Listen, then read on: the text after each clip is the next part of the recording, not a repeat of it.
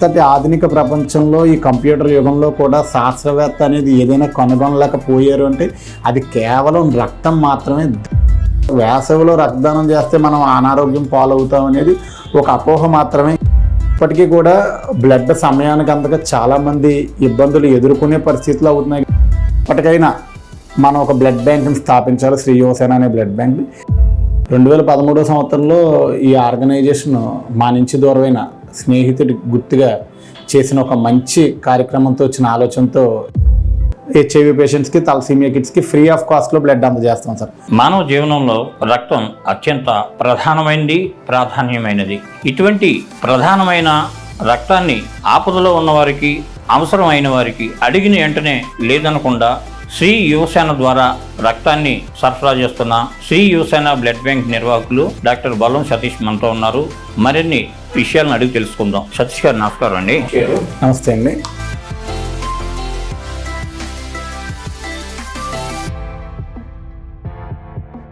Sir Satish గారు, Shri Yuvasena blood bank ఏర్పాటు చేయడానికి ప్రధాన కారణం, అందుకు ప్రేరణ ఏమై ఉంటుందంటారు? శ్రీ యువసేన బ్లడ్ బ్యాంక్ స్థాపించడానికి గల కారణం ఏంటంటే, ముందు శ్రీ యువసేన అనే ఆర్గనైజేషన్ 2013 సంవత్సరంలో స్థాపించాం సార్. 2013 సంవత్సరంలో ఈ ఆర్గనైజేషన్ మా నుంచి దూరమైన స్నేహితుడి గుర్తుగా చేసిన ఒక మంచి కార్యక్రమంతో వచ్చిన ఆలోచనతో ఈ కార్యక్రమం మొదలైంది. శ్రీ యువసేన ఆర్గనైజేషన్ స్టార్ట్ చేసినప్పుడు మా వయసు 19 సంవత్సరాలు. అయితే అప్పుడు యువత ఎటువంటి సేవా కార్యక్రమాలు చేయాలంటే 18 సంవత్సరాలు నిన్న ఆరోగ్యవంతమైన యువకులు రక్తదానం చేయాలి అనే అంశాన్ని మేము పరిగణలోకి తీసుకుని ఒక బ్లడ్ క్యాంప్ని స్టార్ట్ చేసి ఆ రోజు క్యాంప్ పెట్టి 103 మంది బ్లడ్ డొనేషన్ చేయడం జరిగింది సార్. 103 మంది బ్లడ్ డొనేషన్ చేసినప్పుడు ఎవరైనా మాకు బ్లడ్ కావాలంటే మేము రోటరీ బ్లడ్ బ్యాంక్ ఇచ్చాం. అప్పట్లో రోటరీ బ్లడ్ బ్యాంక్ వారికి ఫోన్ చేయగానే మేము క్యాంప్ ఇవ్వడం వల్ల డోనర్ లేకపోయినా వాళ్ళు మా పేషెంట్ తాలూకా వారికి బ్లడ్ సమయానికి అందించి మేము ఒక ప్రాణాన్ని కాపాడే విషయంలో వారు మాకు అండగా నిలబడ్డారు. అంటే అప్పుడు అవగాహన వచ్చింది. అంటే మనం ఒక బ్లడ్ క్యాంప్స్ పెట్టి బ్లడ్ బ్యాంక్ ఇస్తే వారు మనకు సమయానికి బ్లడ్ అందిస్తారు అనే ఆలోచన తీసుకుని అనేక బ్లడ్ క్యాంప్స్ కండక్ట్ చేసేవాళ్ళం. అనేక బ్లడ్ క్యాంప్స్ కండక్ట్ చేస్తున్న సందర్భంలో మాకు వచ్చిన ఆలోచన ఏంటంటే, ఎన్ని క్యాంప్స్ పెట్టినా, ఎన్ని వేల మంది రక్తదానం చేసి ఎన్ని ఇచ్చినా కూడా బ్లడ్ పేషెంట్కి అందజేయాలంటే అది ఒక బ్లడ్ బ్యాంక్ ద్వారా మాత్రమే అవుతుందని ఆ రోజు అనుకుని ఎప్పటికైనా మనం ఒక బ్లడ్ బ్యాంక్ని స్థాపించాలి, శ్రీ యువసేన అనే బ్లడ్ బ్యాంక్ని మన ఆర్గనైజేషన్ పేరు మీద స్థాపించాలని అనుకున్నాం సార్. 2013లో సంస్థ మొదలు పెడితే 2020 సంవత్సరంలో అంటే 7 సంవత్సరాలు అనేక బ్లడ్ క్యాంపులు చేసి కొన్ని వేల మందితో రక్తదానం చేయించి కాకినాడలో రోటరీ, రెడ్ క్రాస్, జీజీహెచ్కి ఇచ్చిన అనంతరం మనం 2020 సంవత్సరంలో మన శ్రీ యువసేన ఆర్గనైజేషన్ పేరు మీద Kakinada main road glass house సెంటర్లో మన బ్లడ్ బ్యాంక్ని స్థాపించాం సార్. ప్రాణదానం చేయాలనే లక్ష్యంతో, ఆశయంతో ఎంతోమంది దాతలు స్వయంగా మన శ్రీ యువసేన బ్లడ్ బ్యాంక్ వచ్చి తమ రక్తాన్ని ఇక్కడ దానం చేసి పెడతారు. స్వీకరించిన రక్తాన్ని కాంపోనెంట్స్గా వివరించే ప్రక్రియ ఏ విధంగా జరుగుతుంది? మన బ్లడ్ బ్యాంక్ పెట్టి ఇప్పటికి 4.5 సంవత్సరాలు అవుతుంది సార్. 2020 సంవత్సరం మనం సెప్టెంబర్ నెలలో ఈ బ్లడ్ బ్యాంక్ని స్థాపించాం. ఇప్పుడు 2025 ప్రస్తుతం మనం మార్చి నెలలో ఉన్నాం సార్. ఈ 4.5 సంవత్సరాలు నిర్విరామంగా ఎక్కడ ఎటువంటి ఇబ్బంది లేకుండా చేసే ఉంటే దానికి మాకు వెనకాల సపోర్ట్గా శ్రీధర్ అనే ఒక వ్యక్తి ఉన్నారు సార్. ఆయన సహాయ సహకారాలతో ఆయన ఏంటంటే మన బ్లడ్ బ్యాంకే కాకుండా సుమారు ఒక 10-12 బ్లడ్ బ్యాంకులు ఆయన రన్ చేస్తున్నారు. ఆయన పూర్తి సహాయ సహకారాలతో ఎటువంటి ఇబ్బంది లేకుండా దీన్ని రన్ చేయగలుగుతున్నాం సార్.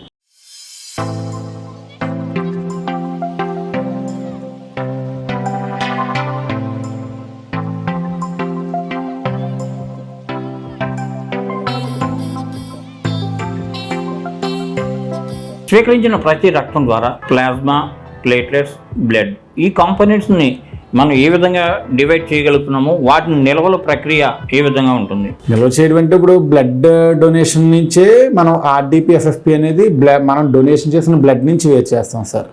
ఇప్పుడు ఆర్డిపి అనేది ఏంటంటే ఒక 5 డేస్కి ఎక్స్పైర్ అవుతుంది, ఎఫ్ఎఫ్పి అనేది 1 ఇయర్కి ఎక్స్పైర్ అవుతుంది, బ్లడ్ అనేది 30 డేస్కి ఎక్స్పైర్ అవుతుంది సార్. ఇవి 3 వేరు. ఎస్డిపి అనేది వేరు సార్. ఎస్డిపి అనేది ఏంటంటే సింగిల్ డోనర్ ప్లేట్లెట్స్. అవి ఏంటంటే మనకి వర్షాకాలం వచ్చేసరికి మనకి ఫీవర్ వస్తే మన బాడీలో ప్లేట్లెట్స్ కౌంట్ అనేది తగ్గిపోయి ఎస్డిపి అనేది అవసరం అవుతుంది సార్. అదేంటంటే ఎస్డిపి కూడా సేమ్ 4-5 డేస్ ఎక్స్పైరీ డేట్ ఉంటుంది. దాని నీడ్ ఎక్కువ ఏంటంటే వర్షాకాలంలో మాత్రం ఉంటుంది సార్. శ్రీ యువసేన ఆవిర్భావం జరిగి 4.5 ఏళ్ళు అవుతుంది. ఈ 4.5 ఏళ్ల కాలంలో ఏదైనా ప్రతికూల పరిస్థితులు కానీ చేదు అనుభవాలు కానీ మన బ్లడ్ బ్యాంక్లో సంభవిస్తే వాటిని ఏ విధంగా మనం అధిగమించి ఎదరగలగలుగుతున్నాం?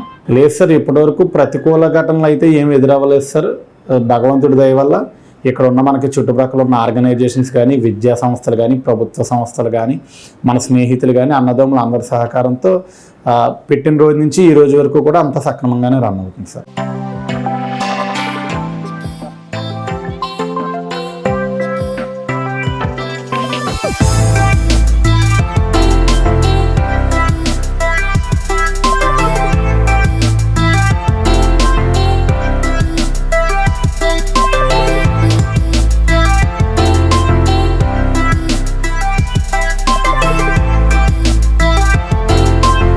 ఇటీవల కాలంలో పుట్టగొడుగుల్లో వెలుస్తున్న ఈ బ్లడ్ బ్యాంకుల నిర్వహణ ద్వారా కొన్ని ఆరోపణలు అయితే వినవస్తున్నాయి. స్వీకరించిన రక్తంలో పెడమార్గం లేదా దుర్వినియోగం అవుతున్నాయనే ఆరోపణలు ఉన్నాయి. అటువంటి వాటికి మీరు ఇచ్చే సమాధానం? సార్, నాకు తెలిసినంత వరకు కూడా మన కాకినాడలో నాకున్న అవగాహనలో ఏ బ్లడ్ బ్యాంక్లో కూడా బ్లడ్ అనేది దుర్వినియోగం అనేది మ్యాక్సిమం జరగదు సార్. ఎందుకంటే ఇప్పటికీ కూడా బ్లడ్ సమయానికి అంతగా చాలామంది ఇబ్బందులు ఎదుర్కొనే పరిస్థితులు అవుతున్నాయి కాబట్టి బ్లడ్ అనేది దుర్వినియోగం అనేది ఉండదు సార్. మన కాకినాడలో సుమారు 7-8 బ్లడ్ బ్యాంకులు ఉన్నాయి సార్. అన్ని బ్లడ్ బ్యాంకుల్లో రక్త కొరత అనేది ప్రస్తుతం ఇప్పుడు సమ్మర్ మొదలైంది. ఇంకా రక్త కొరత వల్ల మనం సమయానికి చాలామంది పేషెంట్స్కి బ్లడ్ అందించలేకపోతున్నాం తప్ప దుర్వినియోగం అనేది నాకు తెలిసినంత వరకు ఎక్కడా లేదు సార్. మన బ్లడ్ బ్యాంకే కాదు. శ్రీ యువసేన ఏర్పాటు జరిగి 4.5 సంవత్సరాలు అవుతుంది. ఈ 4.5 సంవత్సరాల కాలంలో మనం ఎన్ని శిబిరాలు నిర్వహించాము, ఎంతమందిని రక్తదానం చేయడానికి స్వచ్ఛందంగా ముందుకు వచ్చే విధంగా వాళ్ళ అవగాహన కార్యక్రమాన్ని మీరు రూపొందించారు? మన బ్లడ్ బ్యాంక్లో ఈ 4.5 సంవత్సరాల కాలంలో స్టార్టింగ్ డే నుంచి ఈ రోజు వరకు కూడా 25,300 మంది రక్తదాతలు మన బ్లడ్ బ్యాంక్ వచ్చి స్వచ్ఛందంగా రక్తదానం చేయడం జరిగింది. అంటే మనం సుమారు 25,300 మందికి మన బ్లడ్ బ్యాంక్ ద్వారా అనేక ఊర్లలో పేషెంట్స్కి హాస్పిటల్లో వైద్యం పొందుతున్న వారికి అందజేయడం జరిగింది. అలాగే 2,327 మంది సింగిల్ డోనర్ ప్లేట్లెట్స్ డొనేషన్ చేయడం జరిగింది సార్. అంటే మన బ్లడ్ బ్యాంకే కాదు సార్, రోటరీయే కాదు, రెడ్ క్రాసే కాదు, కాకినాడలో అనేక బ్లడ్ బ్యాంకులు ఉన్నాయి. అంటే ఉచితం అనేది ఎక్కడ కూడా ఉండదు సార్. అదేంటంటే ఛార్జెస్ అమౌంట్ ఎక్కడైనా కలెక్ట్ చేస్తారు. మన బ్లడ్ బ్యాంకే కాదు, రోటరీ, రెడ్ క్రాస్, ఇంకో 3-4 బ్లడ్ బ్యాంకులు ఉన్నాయి. ఎక్కడైనా కూడా ఛార్జెస్ అమౌంట్ పే చేసి బ్లడ్ పట్టుకెళ్తారు సార్. ఆ ఛార్జెస్ అమౌంట్ ఏంటి అంటే మనం రక్తదాత వచ్చే రక్తాన్ని మాత్రమే దానం చేస్తారు సార్. మనం కలెక్ట్ చేసే బ్యాగ్ కానీ, డొనేషన్ చేసిన బ్లీడ్ చేసిన బ్లడ్ స్టోరేజ్ రూపంలో ఉంచడానికి కానీ, రక్తదాత నుంచి సేకరించిన రక్తానికి మనం HIV కానీ, HSVC టెస్టింగ్లకు కానీ దాని స్టోరేజ్ కాస్ట్ అనేది ఏ బ్లడ్ బ్యాంక్లో అయినా కలెక్ట్ చేస్తారు సార్. అది ఛార్జెస్ అమౌంట్.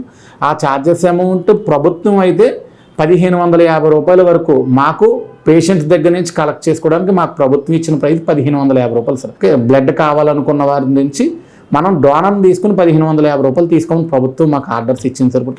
కానీ మనం ఎలా తీసుకుంటున్నాం అంటే మన బ్లడ్ బ్యాంక్ ద్వారా రక్తం కావాల్సిన వారు రక్తదాతను తీసుకుని వస్తే 1,000 రూపాయలు తీసుకుంటున్నాం సార్.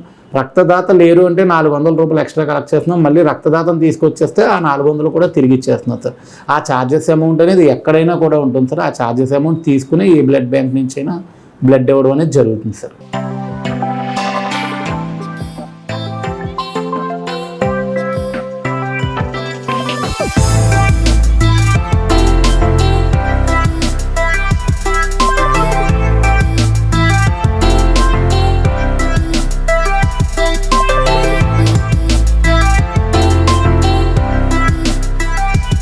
యువసేన బ్లడ్ బ్యాంక్కి ప్రభుత్వం నుండి కానీ, ప్రజాప్రతినిధుల నుండి కానీ, లేదా స్వచ్ఛంద సంస్థల నుండి ఎటువంటి సహాయ సహకారాలు అందగలుగుతున్నాయి? మీరు అడిగినట్టు మన బ్లడ్ బ్యాంక్ స్థాపించిన 4.5 సంవత్సరాల కాలంలో మనం విజయవంతంగా మన బ్లడ్ బ్యాంక్ని రన్ చేస్తున్నాం. ఇన్ని వేల మంది 25,300 మంది ఇక్కడికి వచ్చి స్వచ్ఛందంగా రక్తదానం చేశారు. 2,327 మంది SDP డొనేషన్ చేశారంటే మీరు అన్నట్టు స్వచ్ఛంద సంస్థలు, అలాగే మన ప్రభుత్వాలు, మన అధికారులు, అధికార యంత్రాంగం అందరూ కూడా సపోర్ట్ చేయడం, విద్యా సంస్థలు, అభిమానుల హీరోలు, నాయకుల అభిమానులు, వారి పూర్తి సహాయ సహకారాలతోనే మన శ్రీ యువసేనలో ఉన్న అన్నదమ్ములు, స్నేహితులు, అక్క చెల్లెమ్మలు, విద్యార్థులు, అనేక మంది విద్యార్థుల సహకారంతోనే మన బ్లడ్ బ్యాంక్ సక్సెస్ఫుల్గా రన్ అవుతుంది. వారి పూర్తి సహాయ సహకారాలతోనే సక్సెస్ఫుల్గా రన్ చేయగలుగుతున్నాం సార్. ఇప్పుడు ఇది వచ్చి మన బ్లడ్ బ్యాంక్ అనేది ప్రైవేట్ బ్లడ్ బ్యాంక్ సార్. మనదైనా అనేక ఇప్పుడు కాకినాడలో ఉన్న రెడ్ క్రాస్, ఒక జీజీహెచ్లో ఉన్న బ్లడ్ బ్యాంక్ తప్ప అన్ని ప్రైవేట్ బ్లడ్ బ్యాంక్స్ సార్.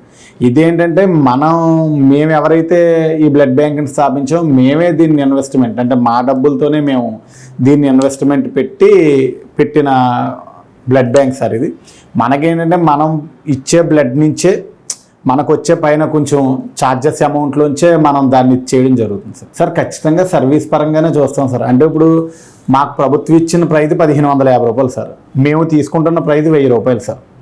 మనం ఆ 1000 రూపాయల్లోనే మనం పేషెంట్కి బ్లడ్ అందిస్తున్నాం సార్. ఇప్పుడు మీరు అడిగిన క్వశ్చన్కి ఏంటంటే పేషెంట్కి ఎమర్జెన్సీ ఉంటుంది సార్. ఒక ప్రెగ్నెంట్ లేడీకో లేకపోతే ఒక డయాలసిస్ పేషెంట్కో తలసీమియా కిట్స్ కంటే హెచ్ఐవి పేషెంట్స్కి తలసీమియా కిట్స్కి ఫ్రీ ఆఫ్ కాస్ట్లో బ్లడ్ అందజేస్తాం సార్. వారి దగ్గర ఎటువంటి రుసుము కలెక్ట్ చేయం సార్. హెచ్ఐవి పేషెంట్స్కి తలసీమియా కిట్స్కి ఫ్రీ ఆఫ్ కాస్ట్లో బ్లడ్ అందజేస్తాం. మిగిలిన పేషెంట్స్కి ఎవరైతే ఉన్నారో వారికి ఛార్జెస్ అమౌంట్ తెస్తాం సార్. ఈ ఛార్జెస్ అమౌంట్లోంచి మనం పెట్టిన దాన్ని మనం ఇచ్చేయడం అంటే మనం పెట్టిన అమౌంట్ని మనం ఇచ్చేయడం జరుగుతుంది సార్.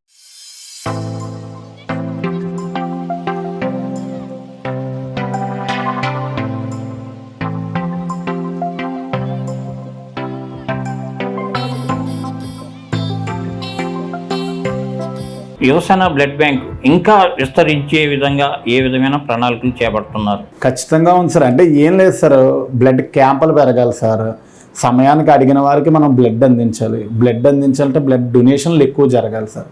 అందించి మ్యాక్సిమం మనకి వీలైనంత వరకు మన దగ్గరికి వచ్చిన వారికి లేదు అనుకుంటా బ్లడ్ ఇవ్వడమే మా కాన్సెప్ట్ సార్. ప్రస్తుతం ఉష్ణోగ్రత సంఖ్య భారీగా పెరుగుతున్న తరుణంలో స్వచ్ఛందంగా బ్లడ్ ఇవ్వడానికి దాతలు ముందుకు రాని పరిస్థితి. సో దాతలు రాకపోతే బ్లడ్ నిల్వలు అనేవి ఉండవు. బ్లడ్ నిల్వల్ని మరీ సమకూర్చుకునే విధంగా మీరు ప్రణాళికలు ఏ విధంగా చేపడుతున్నారు? అంటే వేసవికాలంలో ఏంటంటే మనం సాధారణంగా బయటికి రావడానికి ఎక్కువగా భయపడుతుంటాం సార్. ఎందుకు భయపడతామంటే ఆ వేడిని మనం తట్టుకోలేమని. అలాంటి సమయంలో మనం రక్తదానం చేస్తే మరింత బలహీనపడిపోయి మనకి ఏదైనా ప్రమాదం జరుగుతుందనే ఒక ఆలోచనతో చాలామంది రక్తదానానికి వేసవికాలంలో వెనకడుగు వేస్తున్నారు సార్. కానీ అలాంటిది ఏది కూడా జరగదు. వేసవిలో రక్తదానం చేస్తే మనం అనారోగ్యం పాలవుతాం అనేది ఒక అపోహ మాత్రమే. ఏంటంటే కేవలం ఒక 5-10 నిమిషాలు ఏదైనా ఒక నీరసం చేస్తే చేయొచ్చు తప్ప వేసవికాలంలో రక్తదానం చేయడం వల్ల మనం అనారోగ్య పాలవుతాం అనేది అపోహ మాత్రమే సార్. ఖచ్చితంగా సమ్మర్లో వచ్చి కేర్ సిటీని మనం ఎలా ఎదుర్కొంటున్నాం మన బ్లడ్ బ్యాంక్ ద్వారా అంటే, ప్రస్తుతం నాతో కలిసి చేసే స్వచ్ఛంద సంస్థలు చాలామంది యంగ్స్టర్స్ ఉన్నారు సార్.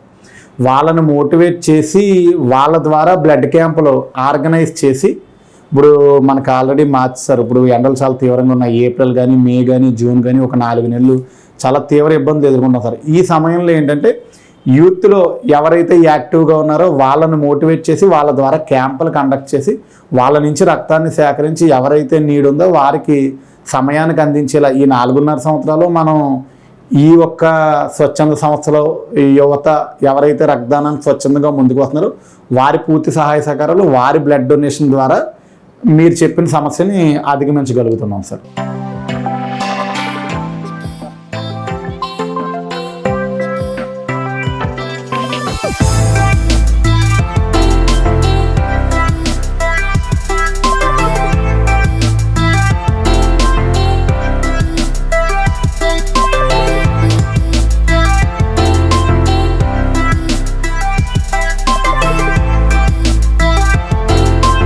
ప్రధానంగా రక్తదానం మీద సంపూర్ణ అవగాహన కలిగే విధంగా యువతకి మీరు ఇచ్చే సందేశం? వారికి బ్లడ్ బ్యాంక్ పెట్టాలంటే ఎటువంటి ఆచరణ కావాలి, ఎటువంటి మన మిషనరీ కావాలి, దీనికి ఎటువంటి ప్రాసెస్ చేయాలి అంటే మేము ఏదైతే చేసామో ఆ సలహా అంతా మేము వారికి అందజేస్తాం సార్. అంటే బ్లడ్ బ్యాంక్ రన్ చేయడం అనేది ఏంటంటే సామాన్యమైన విషయం కాదు సార్. అంటే పెట్టాలనే ఆశ చాలా మందికి ఉంటుంది. మనం బ్లడ్ బ్యాంక్ పెట్టామంటే ఈ రోజు అనుకుని రేపు ఒక 10 రోజుల్లోనూ నెల రోజుల్లోనూ పెట్టేసింది కాదు సార్. 2013 సంవత్సరంలో స్వచ్ఛంద సంస్థను స్థాపించి 2020 సంవత్సరం 2013 ఆగస్టులో ఆర్గనైజేషన్ స్థాపించాం. 2020 సంవత్సరం సెప్టెంబర్లో బ్లడ్ బ్యాంక్ అంటే 7 సంవత్సరాలు బ్లడ్ మీద వర్క్ చేసాం సార్. 7 సంవత్సరాలు అనేక బ్లడ్ క్యాంపులు కండక్ట్ చేసి కొన్ని వేల మందికి సమయానికి బ్లడ్ అందించి 7 సంవత్సరాలు వర్క్ చేసి దీని మీద కష్టపడి పెట్టిన బ్లడ్ బ్యాంక్ సార్. మనం ఈరోజు ఏదో అనుకుని రేపు ఏదో అనుకుని డబ్బులు కలెక్ట్ చేసి డబ్బులు పోగేసుకున్నాం లేకపోతే అందరం డబ్బులు వేసుకుని పెట్టిన బ్లడ్ బ్యాంక్ కాదు సార్. దీని వెనకాల 7 సంవత్సరాల కష్టం ఉంది, కొన్ని వేల మంది రక్తదానం ఉంది, నేను చేసిన కొన్ని వందల క్యాంపులు ఉన్నాయి. దాని ప్రతిఫలం దాని కష్టమే ఈ బ్లడ్ బ్యాంక్ సార్. అదేంటంటే ఇప్పుడు ఎవరైతే బ్లడ్ డోనర్ వచ్చారో వాళ్ళని ముందే మనం క్వశ్చన్స్ వేస్తాం సార్. మీకు ఈ మధ్యకాలంలో ఏదైనా ఇబ్బంది అయిందా, సర్జరీ అయిందా, హెల్త్ ఓకే కదా, మీరు ఏదైతే ప్రశ్న అడిగారో అన్ని ప్రశ్నలు కూడా వాళ్ళని వేసి వాళ్ళు చెప్పిన తర్వాతే అన్నీ సక్రమంగా ఉన్నాయన్న తర్వాతే వారి దగ్గర నుంచి మనం బ్లడ్ డొనేషన్ చేయడం అనేది జరుగుతుంది.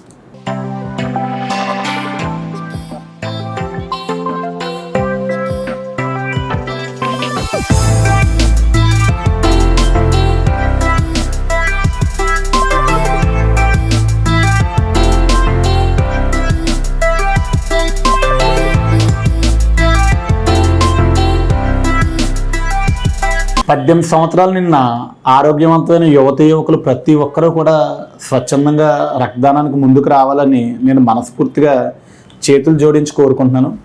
ఎందుకంటే భగవంతుడు మనకిచ్చిన అవకాశం, ఒకరి ప్రాణాన్ని కాపాడే వ్యక్తికి ఒక వ్యక్తికి ప్రాణదానం చేసే అవకాశం కేవలం రక్తదానం ద్వారా మాత్రమే ఇచ్చాడు. మనం ప్రస్తుతం ఆధునిక యుగంలో ఉన్నాం. అంటే ఒక మనిషికి గుండె పని చేయకపోతే కోతి నుంచి గుండెని తీసుకొచ్చి మనిషిని బ్రతికిస్తున్నారు. మనకు కాళ్ళు చేతులు లేకపోతే కృత్రిమ అవయవాలు పెట్టి మనం మానవ జీవితాన్ని సక్రమంగా నడిచేలా చేస్తున్నారు. కానీ ఇంతటి ఆధునిక ప్రపంచంలో ఈ కంప్యూటర్ యుగంలో కూడా శాస్త్రవేత్త అనేది ఏదైనా కనుగొనలేకపోయారు అంటే అది కేవలం రక్తం మాత్రమే. దానికే ఆల్టర్నేటివ్ ఇప్పటి వరకు ప్రపంచంలో కనుగొనలేదు. అలాంటి అవకాశం భగవంతుడు మనకి రక్తదానం ద్వారా మాత్రమే ఇచ్చాడు. మీకు చిన్న ఉదాహరణ చెప్తాను. మనం చుట్టూ ఉండే సొసైటీలో కానీ, మనం పార్కులో వాకింగ్ కానీ, మనం బయట కానీ, మన బంధువుల్లో చాలా మందిలో మనం పెరాలసిస్ వచ్చిన పేషెంట్స్ని చూస్తాం. అందులో చాలామంది మనం మగవారిని చూస్తాం, పెరాలసిస్ వచ్చిన వ్యక్తుల్ని. ఎక్కడో వేలల్లో ఒక్కరిని మనం మహిళను చూస్తాం పెరాలసిస్ వచ్చిన వారిని. ఎందుకు మనం అలా చూస్తాము అంటే మహిళలకు భగవంతుడు ఇచ్చిన అవకాశం, ఒక అదృష్టం ఏంటి అంటే వారికి శరీరంలోంచి ప్రతి నెల కూడా రక్తం అనేది బయటికి వెళ్ళిపోయి కొత్త రక్తం అనేది వారి శరీరంలోకి వస్తుంది. కానీ మగవారికి కేవలం ఒక రక్తదానం ద్వారా మాత్రమే బయటకు వెళ్ళి కొత్త రక్తం అనేది లోపలికి రావడం జరుగుతుంది. ఎప్పుడైతే మన శరీరంలోంచి 3 నెలలకు ఒకసారి రక్తం అనేది బయటికి వెళ్ళిపోయి కొత్త రక్తం అనేది మన శరీరంలోకి వస్తుందో మనం చాలా ఆరోగ్యంగా ఉంటాం. అంటే రక్తదానం అనేది ఒక ప్రాణాన్ని కాపాడడం, కుటుంబాన్ని నిలబెట్టడం అనేది సెకండ్ పాయింట్. ఫస్ట్ రక్తదానం అనేది ఏంటంటే మన ప్రాణాన్ని మనం కాపాడుకోవడం, మన ఆరోగ్యాన్ని మనం కాపాడుకోవడం. నమస్తే సతీష్ గారు, మీ అమూల్యమైన సమయాన్ని మా స్పై న్యూస్ పాఠకులకు కేటాయించినందుకు ధన్యవాదాలు.